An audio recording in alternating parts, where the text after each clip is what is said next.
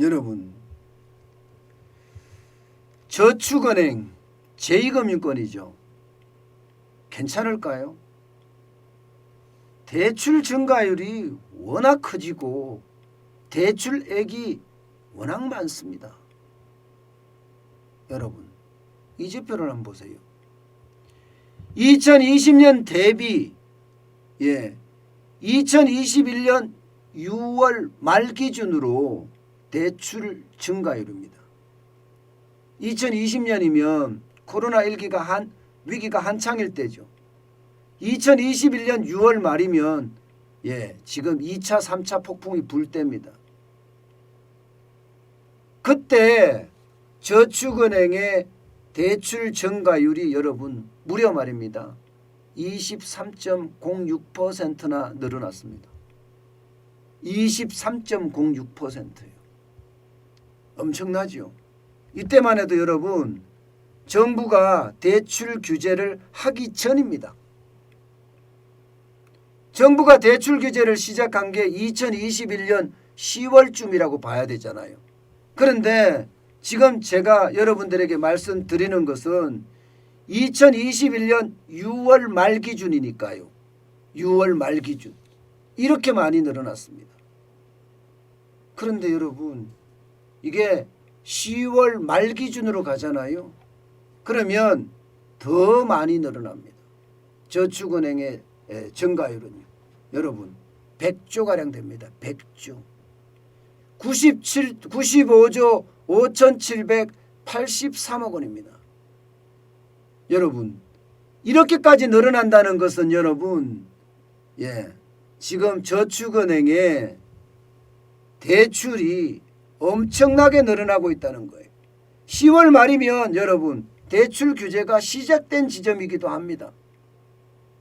2017년까지만 하더라도 저축은행의 대출 잔액은요 51조 2237억 원이었습니다.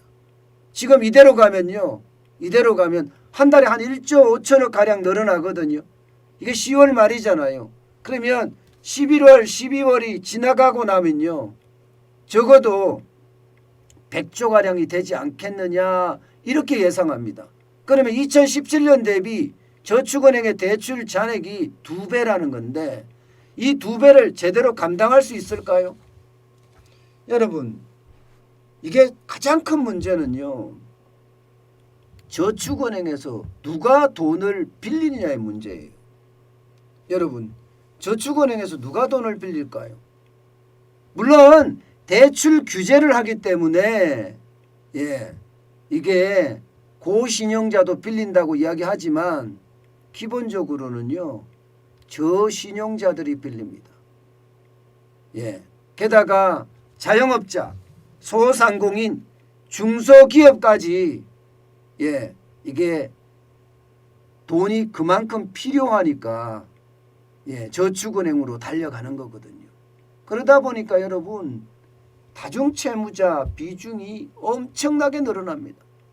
2018년까지만 해도 다중채무자 비중이 60%였던 것이 2021년 6월 말 기준으로 66%입니다.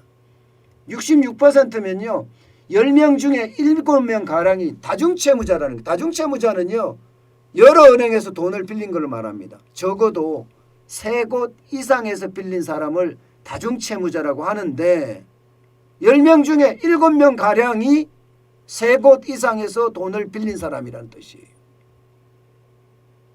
이렇게 되면 여러분 진짜 저축은행 괜찮을까요? 저는 저축은행이 진짜 괜찮을까 두려워요. 게다가 말입니다. 지금 저축은행 같은 경우는 개인 대출에 대해서 규제를 하니까 개인 사업자 대출이나 기업 대출에 또 치중을 했습니다. 그러다 보니까 이게 기하급수적으로 지금 늘어난다. 이렇게까지 이야기할 수 있거든요. 근데 문제는 여러분 이 100조라는 것도 100조 다 돼간다는 것도 큰 문제지만 다중채무자도 진짜 큰 문제지만 그보다도 더 큰 문제는요 금리 인상이에요. 지금 줄줄이 금리 인상이 될 것 같거든요. 당장 1월 14일 날 한국은행 금융통화위원회가 열리면 금리 인상할 것으로 예상됩니다. 그러면 지금 현재 기준금리가 1%인데 이게 1.25%까지 올라갑니다. 그러면 저축은행의 평균금리는 어떻게 될까요? 당연히 올라가요. 저축은행의 평균금리가 요즘 굉장히 세거든요.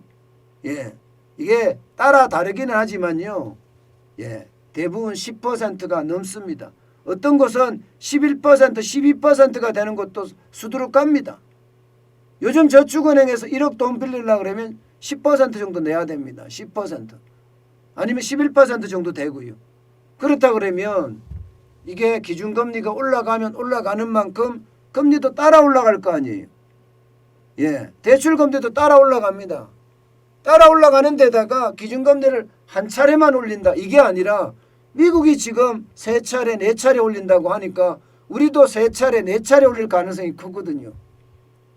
우리가 3차례 올렸을 때 예, 기준금리가 1.75%가 되고요. 4차례 올리면 2%가 됩니다. 그렇게 되면 대출금리는요.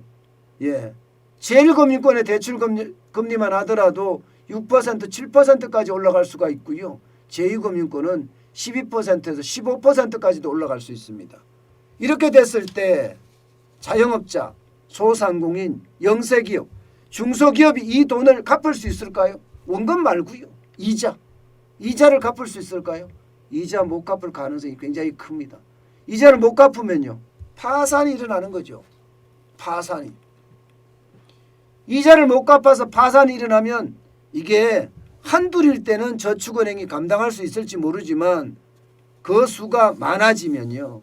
저축은행도 감당하기가 쉽지 않을 겁니다. 그러면 저축은행 위기로까지 발전이 될 가능성이 있습니다. 결국 말입니다. 저축은행 위기는요. 금융위기로 확대 발전될 가능성도 굉장히 커진다는 거예요. 왜냐하면 그만큼 부채가 많은데 버는 돈은 없다는 뜻이에요.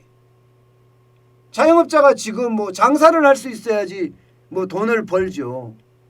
자영업자가 경제활동 인구로 따지면 25% 가까이 되잖아요. 우리 경제의 25% 가까이 담당하는 자영업자가 망가지면 어떻게 될까요? 여기에다 중소기업 망가지면 어떻게 될까요? 예, 저는 불을 보듯 뻔해 봅니다. 그만큼 말입니다.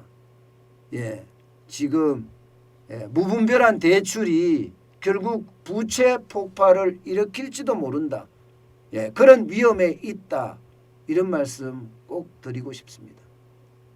저는 민간 부채가 워낙 많기 때문에 그 부채가 언제든 어느 때든 지금 정부가 유예를 해주지 않는 선에서라면 자영업자부터 먼저 터질 거라고 봅니다.